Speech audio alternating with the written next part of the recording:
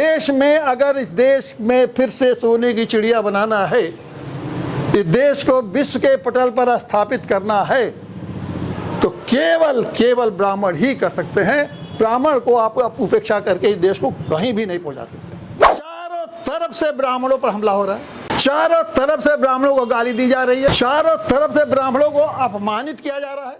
और ब्राह्मण में इसके बाद भी जो सत्ता में बैठे हुए ब्राह्मण हैं, किसी ब्राह्मण की हिम्मत है, साहस है कि उनका प्रतिवाद कर सके।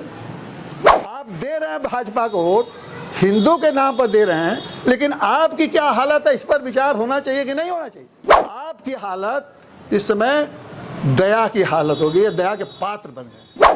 कोई भी पार्टी आज की हैसियत में नहीं है, कोई भी जात जो अकेले सरकार बना सकती है, कोई भी जाति नहीं। जो ब्राह्मण इतनी महानता के स्तर पर है, जिसने देश को महान बनाने में बहुत कुछ किया, वो भिखारी के स्तर पर खड़ा हुआ है। तो क्या इस बात का अफसोस नहीं होगा क्या?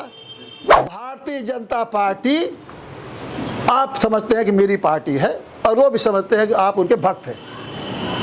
वो आप हित के लिए सोच रही है। अगर हित के सोचती तो 10 साल में योगी जी की सरकार बनी है, 14 साल हो गया मोदी जी की सरकार बनी है। क्या कभी मोदी जी के मुंह से एक भी ब्राह्मण के बारे में कोई बात सुना आपने? किसी ने सुनी है? बताइए, आप तो भक्त है सब लोग। कोई भक्त बता दे कि योगी जी ने अपने जबान पर ब्राह्मण शब्द कभी लाए हो? कोई है ऐसा कि जो कि आपके लिए डंके की चोट पर बोलता हो? कोई है जो आपके सुरक्षा के लिए डंके पर बोलता हो? कोई है जो न्याय दिलाने के लिए आपको डंके पर बोलता हो? आप यही कहेंगे कि भैया भाजपा हिंदुत्व कर रही है।